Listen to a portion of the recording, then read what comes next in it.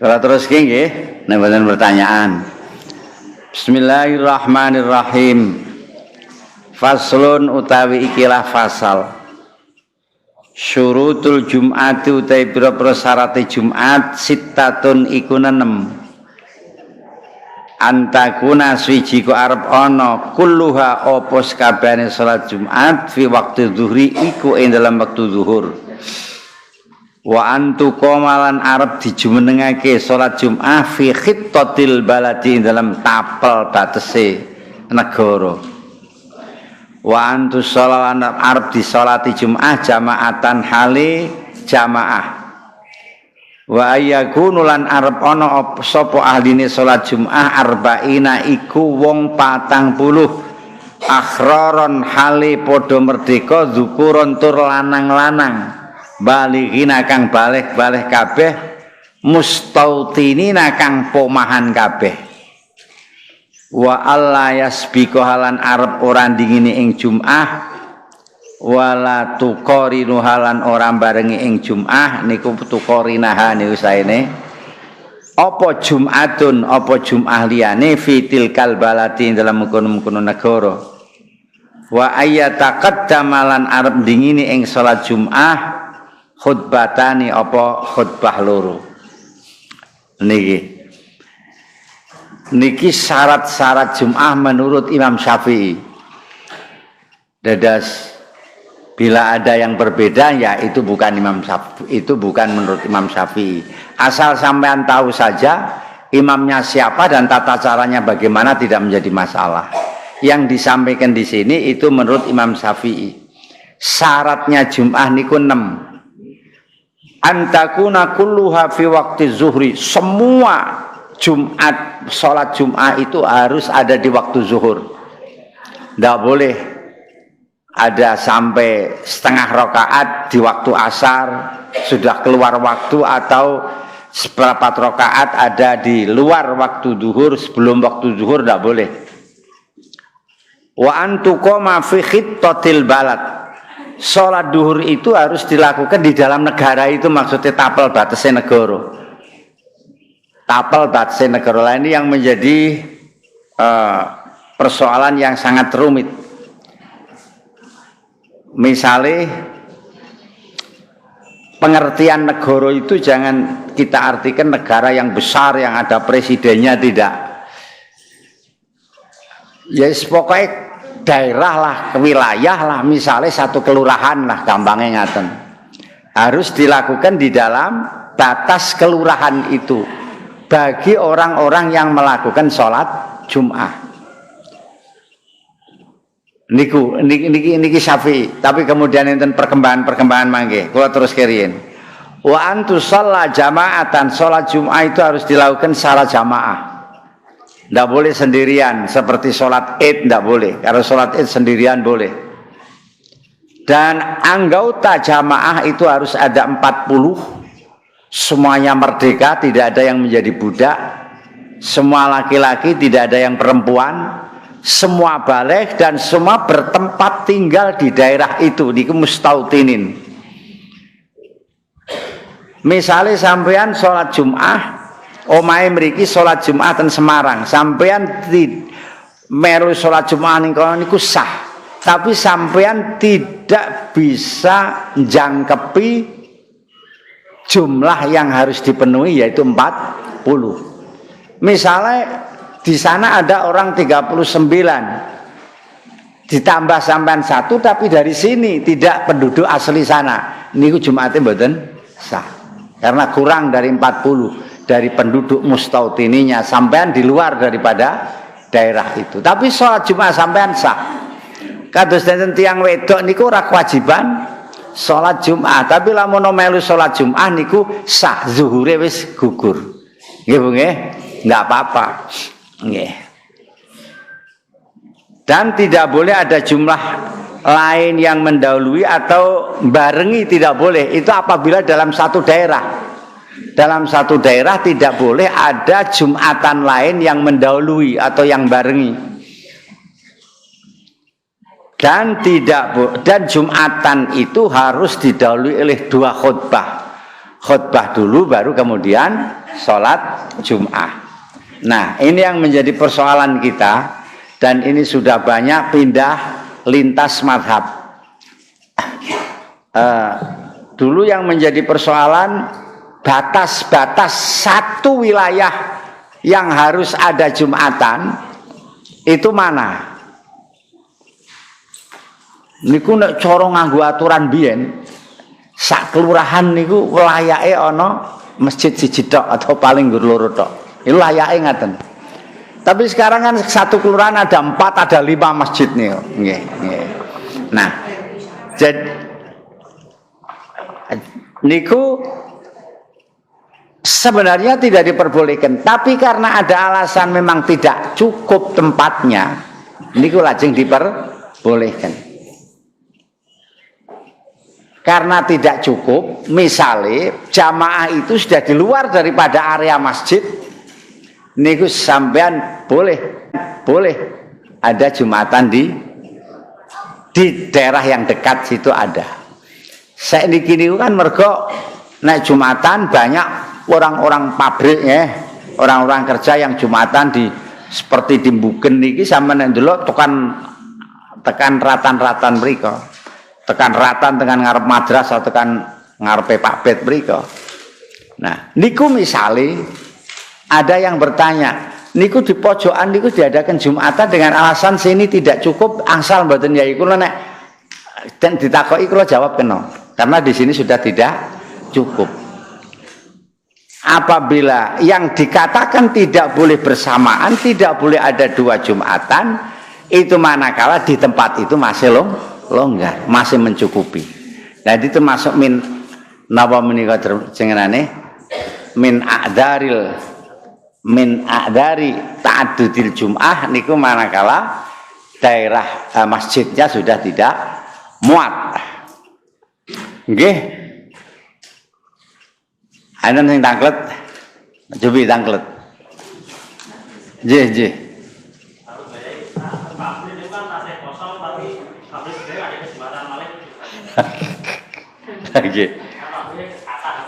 Nggih. Niku sing kula muni niku di luar Safiyah. Kados enten kota niku ten mburi DPR niku enten masjid jenenge Al-Khusuf. Sementara di napa menika jenenge di Bank daerah nggih niku nggih enten diadakan Jumatan. Di situ juga diadakan Jumatan. Wah niku sudah sampun di luar anu lah. Di luar mazhab kita kah? Karena Jumatan itu harus di masjid dan itu sudah di luar masjid dan seterusnya. Nek sampean tanglet ngaten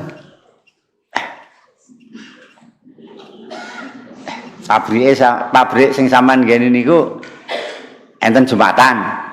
Di sebelahnya pabriknya juga ada Jumatan. Timbangannya ra Jumatan lah.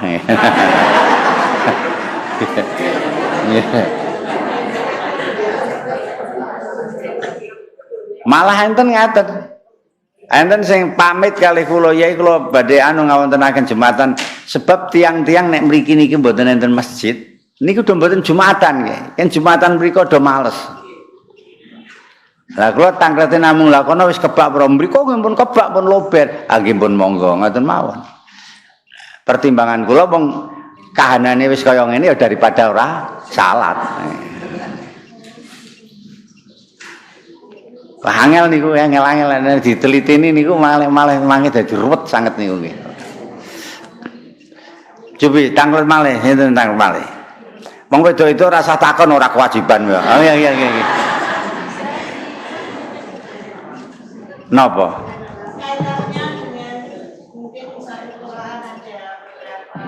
Satu kelurahan ada beberapa masjid, misalkan di tempat saya situ 40 ternyata kurang dan 40 saya jumlahkan di tempat lain, hukumnya itu maksudnya saya kurang tuh gimana? Atau dosa atau gimana? Terus sekarang misalkan sekarang ini karena adanya Jumat Berkah, masjid itu dipenuhi dengan anak kecil-kecil yang ya tidak apa-apa tapi betul-betul kayak tidak mudeng, tapi yang orang dewasa sedikit. Nah itu hitungannya gimana? Terima kasih. Nggih. Niku tergantung kepada kebijakan takmirnya lah. Jadi kebijakan takmirnya dalam mengatur Jumatan yang sesuai dengan syariat. Ya itu terjadi, memang terjadi. Di sini sebenarnya saya itu kewajiban Jumatan di sini. Kalau tidak ada saya dan teman-teman saya, jumlah orang yang Jumatan di sini itu kurang. Tapi saya Jumatan di tempat lain. Saya Jumatan di tempat lain itu kalau menurut undang-undang nggak boleh kayak begitu. Nggak boleh, harus Jumatan di tempatnya sendiri. Itu kok saya niki keadaannya kaya ngeten. Padahal prinsipnya kita sholat itu kan mencari ridho Allah, okay? Mencari Allah. Tapi buat alasan karena kadang-kadang tidak senang dengan pengurusnya dan macam-macam, ini supaya diatur lah. Bapak-bapak saya minta untuk ada terjadi seperti ini supaya diatur, dibenahi. Jangan hanya mengikuti nafsu senang dan tidak senang. Karena ini persoalan ibadah, bukan persoalan duniawiyah, bukan. Ini aturan-aturan ini supaya diperhatikan. Termasuk juga jumlah anak-anak kecil. Anak-anak kecil itu bagaimana sekarang mengatur. Di masjid itu kadang-kadang anak kecil ramainya bukan main. Nah itu monggo, ini kalau sudah begini ini sudah kebijakan takmir lah. Sudah kebijakan takmir, saya tidak bisa mengarahkan, monggo terserah takmir piye carane sing apik. Ya tentu sangat tidak baik kalau di situ banyak anak-anak kecil mengganggu orang-orang yang salat. Kanjeng Nabi sendiri pernah mengatakan, jauhkanlah masjidmu itu dari anak-anak kecil dan orang-orang yang gila, karena itu akan mengganggu orang-orang yang salat tenriku. Monggo dibentuk nggih. Enggak bisa, ini harus balighin. Tadi ini dikatakan harus orang nggih, enggak bisa. Harus balighina, akhrar balighina dzukurina. Harus laki-laki, harus baligh, harus berada di domisili di tempat itu, niki yang bisa menggenapi. Tapi nek wis punjul niku mbok ditambah pira mawon mboten masalah. Salah sah, tapi misale kurang niku orang-orang yang anak kecil, orang yang belum baligh itu belum tidak bisa menggenapi. Nah, jumlah 40. Nah, niki perlu saya kasih tahu juga bahwa jumlah peserta Jumat itu aja mengatakan 12 juga kena, tapi sudah di luar imam kita. Nggih.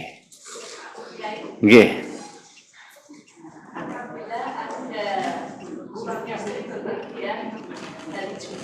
Nggih.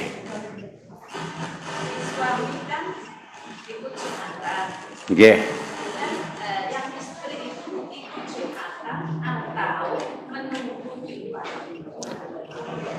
Nek nggone tas akeh ya nunggoni tase mawon rasane. Berarti lebih afdolnya istrinya di luar gitu. Nggih, di luar biar bapaknya salatnya tenang. Biar salatnya bapaknya tenang. Tapi kadang itu ada yang ikut sholat Jumat ya. Wah, lha nggih pun kersane mungkin niku mboten nggawa napa-napa niku mboten bingung. Nggih. Yang saya lihat tuh kemudian si istrinya kok sholat lagi sendiri gitu ya. Jadi tadinya sudah ikut sholat Jumat, sesudah sholat Jumat dia sholat lagi. Lalu itu gimana ya? Ya barangkali merasa pahalanya kurang. Artinya ya ndak usah. Kalau sudah begitu ndak usah, sudah sah. Salatnya sudah cukup. Tapi kalau di Masjid Nabawi atau di Masjid Mekah kok ikut nyai kalau istri ikut Jumatan? Iya nggak apa-apa, memang nggak apa-apa, di sini juga nggak masalah. Loh di sini juga nggak masalah. Berarti sebaiknya sebaiknya bagaimana sholat itu dilakukan dengan khusyuk. Misalnya dia bisa sholat khusyuk dengan berjamaah orang banyak ya bagus. Nah. Atau misalnya neng gonjobo was malah kemrungsung sholat ning omah dhewean ya sholat ning omah dhewean mawon. Ndak mengikat. Intinya itu kalau imam ini saya beritahukan Imam Ghazali itu sendiri mengatakan utamanya termasuk rukun batin. Nek rukun lahir anteng nggih. Anteng khusuk lahir niku anteng. Sedekah ya ora obah-obah, ora nolah-noleh. Tapi rukun batin itu konsentrasi kepada Allah. Carilah suasana yang seperti itu ketika kita sholat. Maka sampean ngemum kalih tiang, sing sampean niku biasanya ora seneng kalih tiang niku. Niku nggih hati sampean terganggu kekhusyukane, nggih mboten. Nah kayak begitu itu. Sering niku. Nggih. Lah niku monggo diatur dhewe. Niku pun soal pribadi-pribadi carane mengatur piye bisa salate saged khusyuk. Intine seperti itu. Nggih, terus pertanyaan-pertanyaan jenengan silakan ikut sholat. Silakan nanti sholat belakangan. Nah, arep dipikir iki aku maslahate sholat saiki bareng apa sholat engko nek sholat iki bareng kok sel-selan karo wong lanang misalnya kan nek ning anu kan seperti di Medina atau di Mekah itu kan ya kalau di Mekah memang tidak apa-apa, memang diatur seperti itu diperbolehkan campur memang tidak apa-apa. Tapi kalau di luar itu kan ada aturannya sendiri. Terus sholat selang-seling, wong lanang, wong wedok, tenang to ndak? Ya, kalau misalnya wah ora penak ya engko sholat dhewe wae sih. Monggo lah. Sing penting mangke bagaimana sampean ketika melakukan sholat niku mana iso tentrem, iso khusyuk, iso khudur gitu. Nggih. Monggo nggih. Masih apa yang disebutkan oleh takbir dengan syarat yang tadi jika diketahui dalam satu masjid itu jumlahnya kurang dari 40. Yang keputusan takbir apa lanjut sholat Jumat atau diganti sholat dulu? Kalau itu berdekatan dengan masjid atau ada masjid yang berdekatan, enten masjid sing cedak karena itu ada terjadi ta'addudul Jum'ah. Dulu dilakukan alasannya karena memang masjidnya itu sudah penuh. Tapi ternyata pada satu saat misalnya bodoh wong do mudik misalnya ya. Nah, lajeng yang Jumatan itu tidak lengkap di dalam satu masjid itu. Kalau bergabung akan lebih bagus lagi. Ikut bergabung akan lebih bagus lagi. Toh masih di dalam satu wilayah kan itu kan. Nggih. Itu monggo, itu kebijakan nggih. Yang saya boleh tentang Jumatan ini masih Jumatan waktunya harus zuhur. Nggih. Itu ada batasan waktunya betul ya ini. Sampai jam berapa gitu. Lah nggih batasan nggih enten. Enten nah, waktu zuhur itu sampai jam berapa? Nggih. Sekarang nggih. Karena khutbahnya terlalu panjang atau bagaimana itu ada istilah makruh atau bukan? Oh enten. Sebaiknya khutbah itu dilakukan secukupnya mawon. Karena apa? Apalagi nggih di daerah yang di situ daerah pekerja, daerah karyawan. Nanti dia setelahnya Jumatan jika akan segera masuk kerja. Kalau terlalu lama khutbahnya itu tidak bijaksana khotibnya. Khotibnya tidak bijaksana. Di dalam hadis ada begini. Termasuk wong kuwi nek pinter fikih niku khutbahe dicendhakke wae. Nuli salate sing rada dawa. Niku nek wong pinter atau gampangane tahu situasi dan kondisinya. Tahu. Kalau tidak salah sahabat Abi Dzarin pernah diperingatkan oleh Kanjeng Nabi. Ketika sholat asar atau sholat maghrib begitu membaca surat itu panjangnya Ali Imran atau apa pun. Ana sing makmum niku lapor karo Kanjeng Nabi, ya Allah, kula ajeng kesusu kesah, Mas. Makmum iku suwene ra karuan. Didukani kali Kanjeng Nabi aja dadi tukang fitnah kowe. Kancane ana perlu kok salatmu duwane ra karuan. Nggih, inilah kebijakan-kebijakan niki lah jenengan sing ngerti. Di daerahnya jenengan piyambak-piyambak sing ngerti. Krana ini kaum nggonku iku kaum pekerja, engko jam sakmene kudu wis nyambut gawe, ya. Penuhi syarat-syarat khutbah itu aja, rukun-rukun khutbah ditambah nasihat-nasihat seperlunya, kemudian segera dirampungi dan kita memasuki sholat. Nggih. Memang Kanjeng Nabi juga pernah sholat jamaah di belakang mendengar ada anak kecil nangis. Sholatnya dipercepat oleh Kanjeng Nabi karena kan nanti mengganggu ibunya, di samping mengganggu ibunya juga mengganggu jamaah yang lain. Nah, ini hal-hal seperti ini tuh kebijakannya, carane ngatur tergantung karo daerah sampean piyambak. Kalau ketemu takmir sing bijaksana saya nggih saya. Mila kalau ada persoalan seperti ini perlu ono takmir kan bisa rembukan bareng-bareng ki apike piye. Ngene-ngene. Ngaten nggih. Monggo secara umum saya tidak bisa memberikan gambaran karena ini memang beda daerah, beda kebiasaan nggih. Nyai badhe tanglet. Nggih. Pada umumnya hari Jumat nggak sholat Jumat niku kan ngatosi bapak-bapak mandap saking masjid. Nggih. Dan iku ngeloloni asal mboten. Nabi khutbah lu ngeloloni sholat. Nggih nek sampean ngomong soal sah sih sah, tapi saya ini mungkin ngentosi nek pun Niku rampung. Jumat enten acara niku. Jadi acara nek tidak Masa acara Jumat-Jumatan ya, ngarang sampean yo, ngarang. Ya acara mesti bar Jumatan to ya.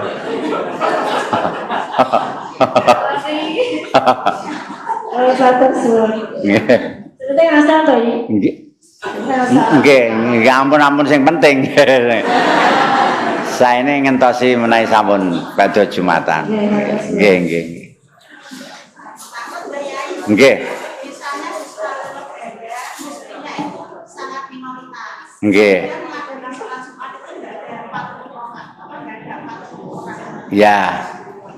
Ya boleh setelah sholat Jumat sampean sholat zuhur.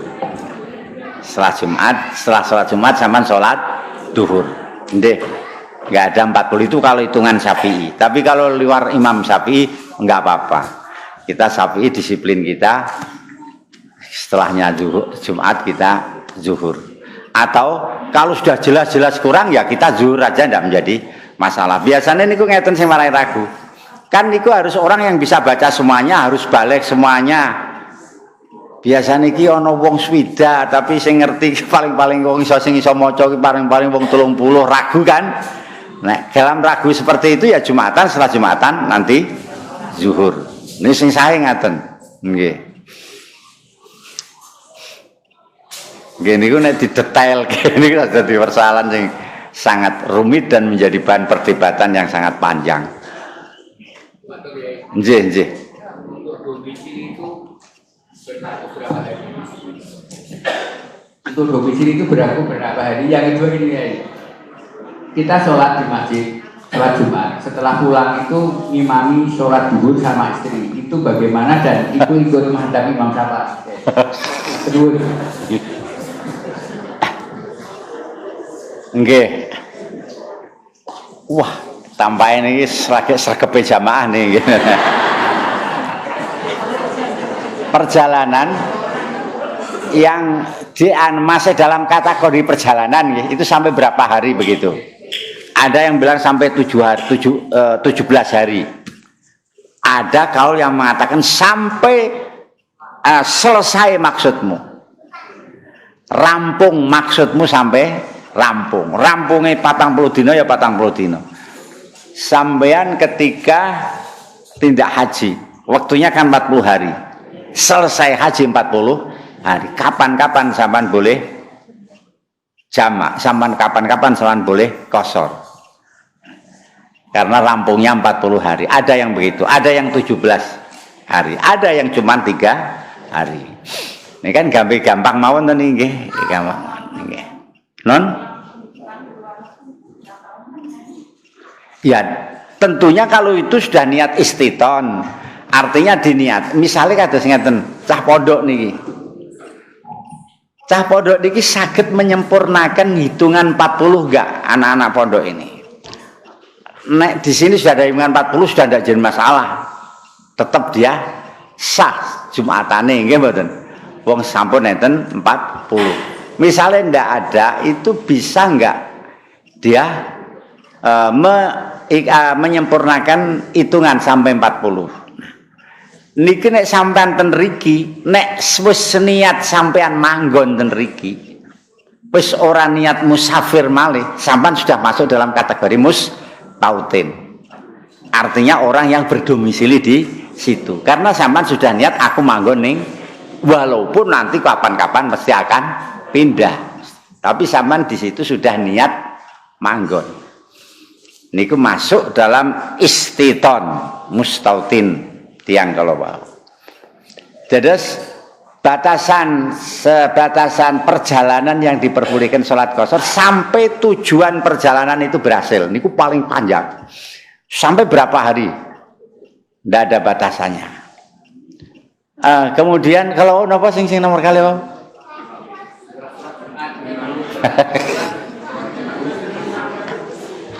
Nggih. Niku kata kalau masukkan dalam kategori sholat mu'adah niku mboten enak. Sebab napa? Sholat mu'adah itu sholat yang diulangi itu kan boleh, nggih. Tapi diharapkan sholat yang kedua itu lebih afdol daripada sholat yang pertama. Misalnya sampean sholat ning omah dhewean, tekan masjid ana wong jamaah, sampean melu jamaah, sholat malih sae-sae mawon. Karena di situ sampean mengejar fadilahnya jamaah. Bahkan juga ada yang pertimbangannya pertimbangan imam. Imamnya yang di sana lebih sepuh, lebih khusyuk, lebih tertib, lebih alim.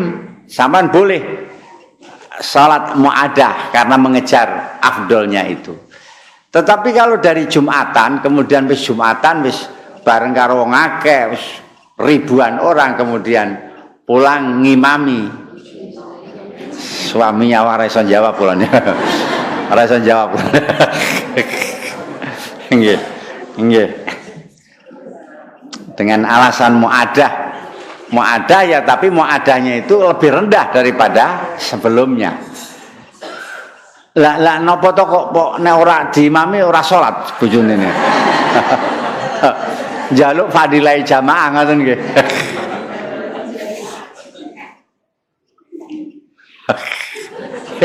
Niku termasuk pertanyaan sing kula pending kados pertanyaan jenengan dereng kula jawab riyen nggih. Nggih. Pun nggih. Niki kok enten ngeten niki ada-adane sapa iki?